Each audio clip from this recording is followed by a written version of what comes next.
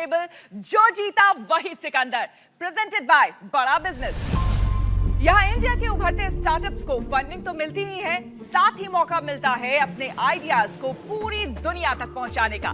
लेकिन in startups से मिलने से पहले हम आपको मिलवाते हैं उनसे जो इन स्टार्टअप्स को देंगे अपने इन्वेस्टमेंट का horse power. So please welcome the horses. सबसे पहले to start with Mohit, how is the जोश? The josh is always high, Shweta. I think I like to say कि हम सारे तो lifelong learners हैं, सीखने के लिए आए हैं यहाँ पर। तो हर entrepreneur हमें कुछ सिखा के जाता है। यामिका, आप बताइए। So श्वेता, मैं इस सीजन में नई हूँ, तो I consider myself the dark horse of the season और मैं ढूंढ रही हूँ अंडरडॉग्स को। तो हमारा मंच भी तैयार है, हॉर्सेस पूरे चार्ज अप नजर आ रहे हैं और स्टार्टअप्स की एनर्जी भी देखने लायक है। इस बीच सीधे आपको लिए चलते हैं startup Guru, founder and CEO बड़ा business. Are you really ready?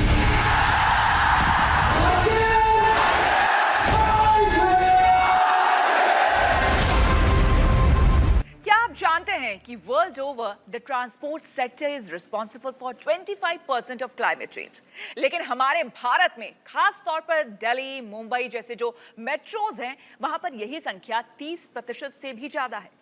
अच्छी बात यह है कि अब लोग इलेक्ट्रिक व्हीकल्स की तरफ मुड़ने लगे हैं, लेकिन गुड्स कैरियर और ट्रांसपोर्ट व्हीकल्स का क्या? इसी समस्या का समाधान लेकर आ रहे हैं आदित्य कुमार।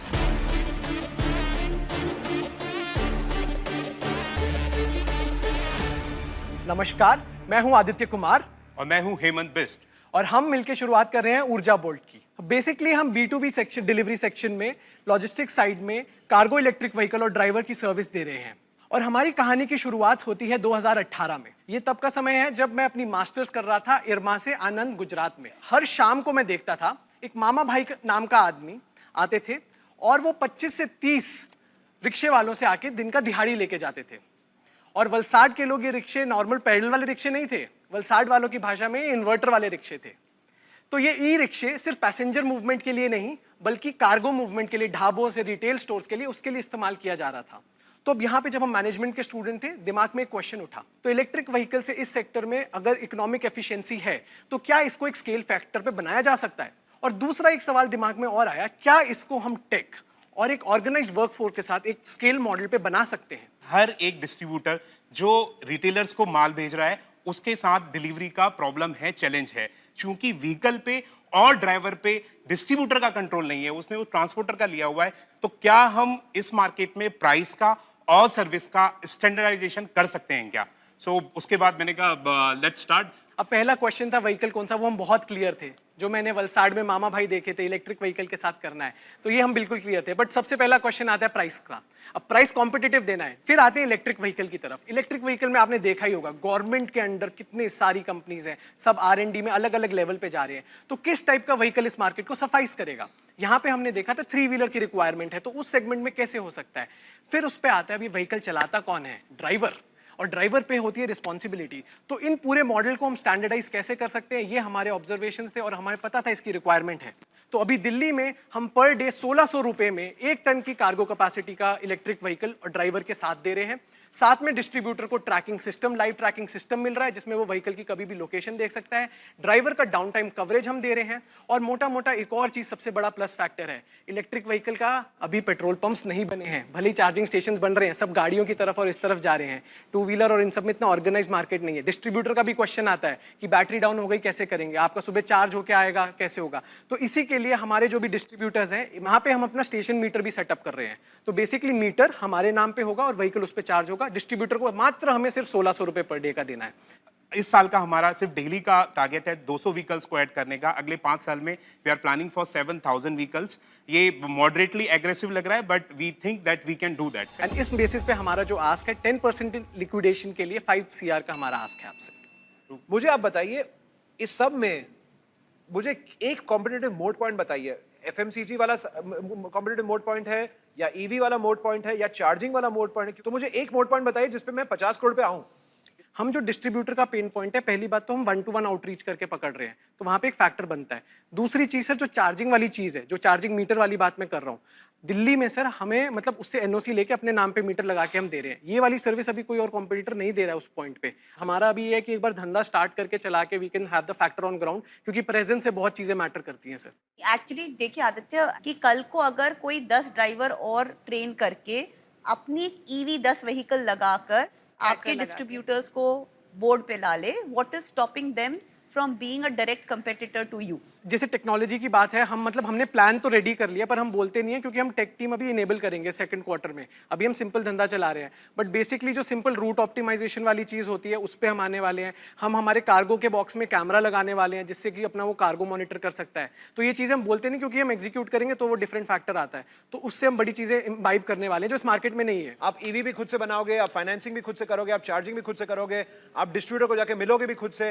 मेरी प्रॉब्लम ये है कि there are too many things you are doing and there are great vertical specialists for each thing that you do. To come in as investors, जहां आज हमने 1x पैसा लगाया है और कल को इन द अपॉर्चुनिटी की वो 1x 10x 100x बने, वो स्केलेबिलिटी अगर आप ऐसे अपना बिजनेस को ग्रो करोगे तो वो कभी नहीं दिखेगी। जैसे आरती और आई थिंक मोहित ने दोनों ने आपको एक फीडबैक दिया है कि आप you are trying to do everything, और आई थिंक इट्स इम्पॉर्टेंट कि आप एक दो चीज़ें पकड़ें और उसमें अपनी पहचान बनाएं। मुझे लगता है कि हमारे हॉर्सेस की जो सोच है थोड़ी बहुत इन्फ्लुएंस हो सकती है या फिर थोड़ी बहुत बदल सकती है, अगर हम डॉक्टर बिंद्रा से इस बीच बात कर ले तो, जो कि हमारे मेंटोर हैं और स्टार्टअप गुरु भी हैं। Over to you doctor Bindra.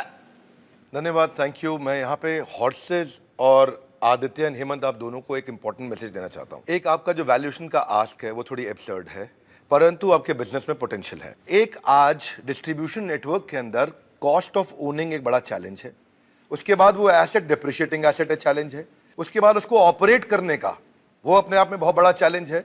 मुझे लगता है फोकस्ड होकर आपको बात बतानी चाहिए अपनी एज अ फाउंडर, और रिलायबिलिटी अपना बड़ा चैलेंज है, जिन चारों को मुझे लगता है आपने अच्छे से सॉल्व किया है। फिर मैं मैक्रो में देखता हूं तो इलेक्ट्रिक जो है 14% है अभी टोटल का इस समय प्रपोर्शन, जो इस समय 45% हो जाएगा, और एस्टिमेट चेक किया था मैंने वो 75% हो जाएगा 2030 में। यानी कि मार्केट के अंदर बहुत बड़ा इस समय ये अडॉप्शन कर्व में आगे जाएगा, higher high higher low. Petrol diesel की अभी महंगाई है, उससे मच गई है हाई हाई। इलेक्ट्रिक व्हीकल एक बड़ा उपाय, ये पक्का है, लेकिन मुझे ऐसा लगता है जो चेक करना है क्या ड्राइवर आपके पेरोल पे है, और अगर ड्राइवर आपके पेरोल पे है तो मुझे लगता है वो डाउन साइड है। Driver will act as an inventory, उसको निकालने में नहीं बनेगा और बिठाए रखने में भी नहीं बनेगा। मुझे लगता है कि आपको क्विकली अपना इस समय आस्क बदलना चाहिए, और किसी तरीके से अगर हॉर्सेज जो इंटरेस्ट ले रहे हैं उनको भी अपना काउंटर ऑफर करना चाहिए। आदित्य, दो प्रकार के लोग होते हैं, एक जिसका होता है बड़ा गोल और एक जिसकी होती है जिंदगी गोल गोल। मल्टीपल बिजनेसेस में जाना, कृष्ण कहते हैं बहुशाखा ही अनंतश्च, बाकी यथा इच्छति तथा कुरु। धन्यवाद। मुझे लगता है इसने काफी आपको मोटिवेट भी किया होगा और Definitely, ऊर्जा से और भर दिया होगा। Definitely. तो आप लोग भी क्या फिर से कुछ सोचने को तैयार हैं? अगर आपका क्वेश्चन हमारे वैल्यूएशन और हमारे आस्क पे है, अगर if that's the question and अगर इंटरेस्ट है तो हम बात कर सकते हैं, पर मतलब हम आपके राय जानना चाहते हैं उसमें। अभी आप थोड़ा सा अर्ली हैं किसी इन्वेस्टर को लाने के लिए। As I mentioned earlier, you know very similar to Aarti, कि आप काफ़ी चीज़ें अभी कर रहे हैं, आप अपनी पहचान बनाइए, फोकस ऑन वन और two things, but today I am out. इन्होंने पॉइंट्स उठाए हैं, बहुत ही वैलिड पॉइंट्स हैं। मुझे लगता है इसके बारे में आप लोगों को बाद में सोचना भी चाहिए, लेकिन यामिका से एक बार पूछ लेते हैं कि वो क्या सोचती हैं। इंटरेस्टिंग सा ऑफर मेरे दिमाग में है कि हम वैल्यूएशन को रख देते हैं साइड पे। अभी what I am offering you is 50 lakh on a 25% discounted convertible note. आपका जो भी अगला वैल्यूएशन राउंड होगा उस पे मुझे 25% डिस्काउंट चाहिए। यामिका को कैप भी डिफाइन करना है। नहीं मत करना, इट्स अ गुड डील नहीं, फॉर देम। मुझे लगता है लेकिन फिर भी मुझे लगता है यामिका ने अपनी बात इन्होंने कह दी है और अपनी तरफ से ऑफर कर दिया है, बट स्टिल आप डॉक्टर बिंद्रा की राय ले सकते हैं। आप जाइए, उनसे बात करिए और फिर आप वापस आइए। Thank you so much, thank you Amika, हम एक बार बात करके आते हैं।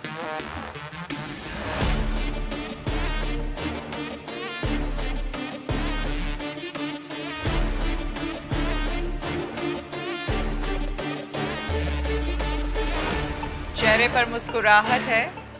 क्या कहा उन्होंने इस ऑफर के बारे में?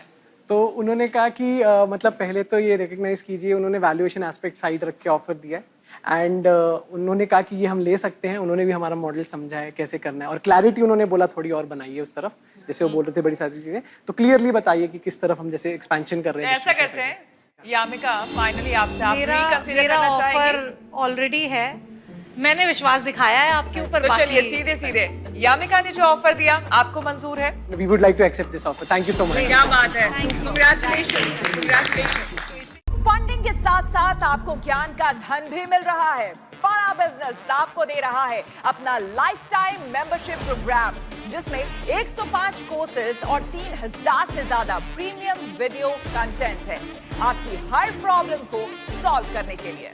अगले हफ्ते फिर होगी मुलाकात, तब तक के लिए नमस्कार।